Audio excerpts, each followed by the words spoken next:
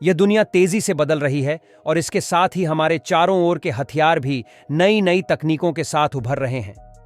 हर दिन कुछ नया सामने आ रहा है और खासकर परमाणु न्यूक्लियर हथियारों की बात करें तो यह विकास अभूतपूर्व है। आज हम एक ऐसे समय में हैं जब छोटे देशों से लेकर बड़ी शक्तियां भी अपने हथियारों को लगातार उन्नत कर रही हैं। इसमें न्यूक्लियर हथियारों का विकास, उनकी ताकत और उनका इस्तेमाल विशेष रूप से चिंताजनक है। नए हथियारों की खोज और उनका महत्व आज के समय में दुनिया के सामने सुरक्षा का मुद्दा और भी बड़ा हो गया है। तकनीकी उन्नति के साथ साथ सुरक्षा तंत्र भी बहुत आधुनिक हो चुका है। Missile defence system, cyber attack defence और अंतरिक्ष आधारित हथियार प्रणालियों का विकास तेजी से हो रहा है। इसमें सबसे बड़ा बदलाव न्यूक्लियर हथियारों के क्षेत्र में हो रहा है, जहां हर देश नई नई तकनीकों को अपनाकर अपने शक्ति प्रदर्शन को बढ़ा रहा है।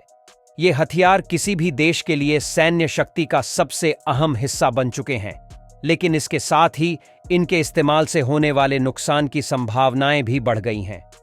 न्यूक्लियर कितने ताकतवर होते हैं?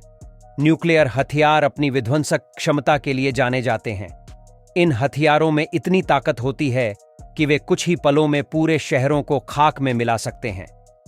हिरोशिमा और नागासाकी के उदाहरण से हम न्यूक्लियर हथियारों की शक्ति का अंदाजा लगा सकते हैं। वर्तमान में जो परमाणु हथियार विकसित किए जा रहे हैं, वे पहले के मुकाबले कहीं अधिक शक्तिशाली हैं। अगर आज के दौर में किसी देश ने न्यूक्लियर हथियारों का इस्तेमाल किया तो उसकी तबाही का अंदाजा लगाना भी मुश्किल है।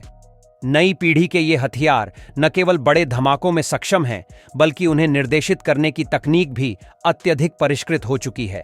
अब ये हथियार हाइपरसोनिक गति से अपने लक्ष्यों को भेद सकते हैं। इनकी विध्वंसक क्षमता का स्तर इतना अधिक हो चुका है कि एक न्यूक्लियर विस्फोट से धरती के बड़े हिस्से पर असर पड़ सकता है। न्यूक्लियर हथियार कहाँ रखे जाते हैं? परमाणु हथियारों को सबसे सुरक्षित स्थानों पर रखा जाता है। यह सुनिश्चित किया जाता है कि किसी भी आपात स्थिति में यह हथियार किसी भी अनधिकृत व्यक्ति के हाथों में न जाएं। इन हथियारों को भूमिगत बंकरों में, अति सुरक्षा वाली सैन्य ठिकानों में और अत्याधुनिक गोपनीय स्थानों पर रखा जाता है। इनमें से कई हथियार समुद्र में पनडुब्बियों पर भी रखे जाते हैं, ताकि यदि जमीन पर किसी हमले के दौरान किसी देश के सैन्य ठिकानों को निशाना बनाया जाए तो भी उनकी रक्षा प्रणाली प्रभावी रहे। अमेरिका, रूस, चीन, भारत और फ्रांस जैसे देश अपने न्यूक्लियर हथियारों को अत्यधिक गुप्त स्थानों पर रखते हैं और इनकी सुरक्षा के लिए अलग अलग स्तरों की तकनीकी प्रणाली का इस्तेमाल करते हैं। यह सुनिश्चित किया जाता है कि इन हथियारों की जानकारी केवल कुछ ही उच्च स्तरीय अधिकारियों को हो, ताकि इनकी सुरक्षा में कोई चूक न हो। अब बात करते हैं न्यूक्लियर हथियार कैसे बनाए जाते हैं। न्यूक्लियर हथियारों को बनाना एक बहुत ही जटिल और वैज्ञानिक प्रक्रिया है, जिसमें कई चरण शामिल होते हैं। न्यूक्लियर हथियारों की ताकत और विनाशकारी शक्ति उनके भीतर होने वाली न्यूक्लियर रिएक्शन, परमाणु अभिक्रिया पर निर्भर करती है। आइए विस्तार से समझते हैं कि न्यूक्लियर हथियार कैसे बनाए जाते हैं। 1. न्यूक्लियर रॉ मटेरियल को चुनना। न्यूक्लियर हथियार बनाने के लिए दो प्रकार की फिसाइल सामग्री, फिसाइल मटेरियल का उपयोग किया जाता है। Uranium 227 U-235। यह एक समृद्ध किस्म का यूरेनियम है जिसे परमाणु ऊर्जा और हथियार बनाने में इस्तेमाल किया जाता है। Plutonium 239 Pu-239। यह सामग्री मुख्यतः न्यूक्लियर रिएक्टर में यूरेनियम 228 से तैयार की जाती है। फिसाइल सामग्री का मुख्य काम होता है न्यूक्लियर रिएक्शन के दौरान न्यूट्रॉनों को छोड़ना और एक चेन रिएक्शन को चालू करना, जिससे अत्यधिक ऊर्जा उत्पन्न होती है। 2. संवर्धन प्रक्रिया, एनरिचमेंट प्रोसेस। संवर्धन का अर्थ है यूरेनियम 235 को यूरेनियम 228 से अलग करना और इसकी मात्रा को बढ़ाना। सामान्यतः यूरेनियम 235 की मात्रा प्राकृतिक यूरेनियम में बहुत कम होती है, 0.7%, लेकिन हथियार बनाने के लिए इसे कम से कम 90% तक संवर्धित किया जाता है। संवर्धन के लिए विभिन्न विधियों का उपयोग किया जाता है। गैस सेंट्रीफ्यूज, इसमें यूरेनियम हेक्साफ्लोराइड UF6 गैस को एक बहुत ही तेज घूर्णन वाले सेंट्रीफ्यूज में डालकर यूरेनियम 235 और यूरेनियम 238 को अलग किया जाता है।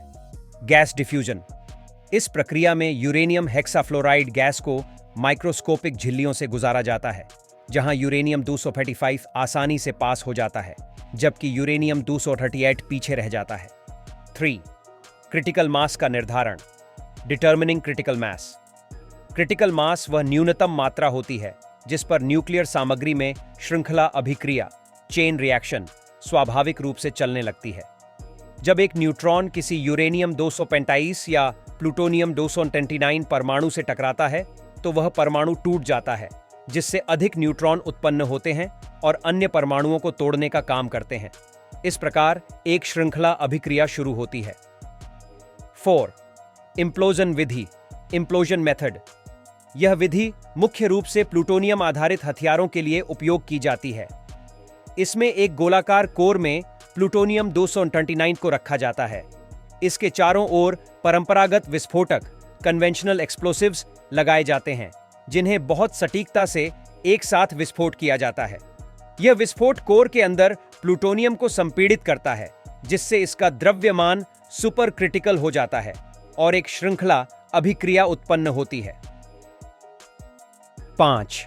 न्यूक्लियर रिएक्शन और विस्फोट, न्यूक्लियर रिएक्शन एंड एक्सप्लोजन। जब क्रिटिकल मास तक सामग्री पहुंच जाती है तो न्यूक्लियर रिएक्शन शुरू हो जाती है। इस प्रक्रिया में भारी मात्रा में ऊर्जा, रेडिएशन और गर्मी उत्पन्न होती है। यह ऊर्जा और गर्मी इतनी अधिक होती है कि यह कुछ ही क्षणों में बड़े पैमाने पर विनाश कर सकती है।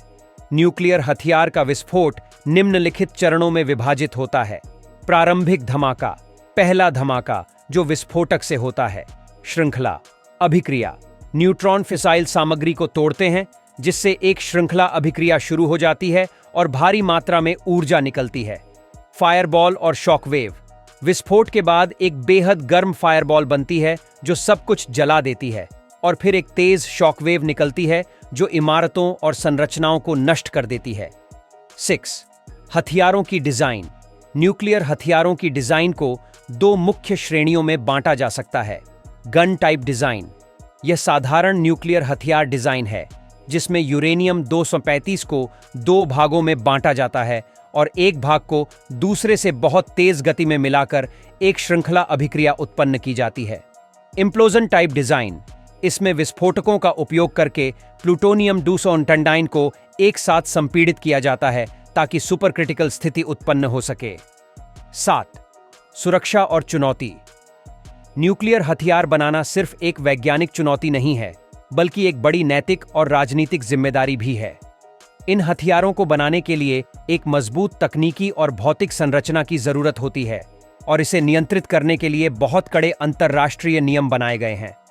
उम्मीद है दोस्तों आपको ये वीडियो बहुत अच्छी लगी होगी ऐसी, और वीडियो के लिए हमारे चैनल को सब्सक्राइब जरूर कर ले।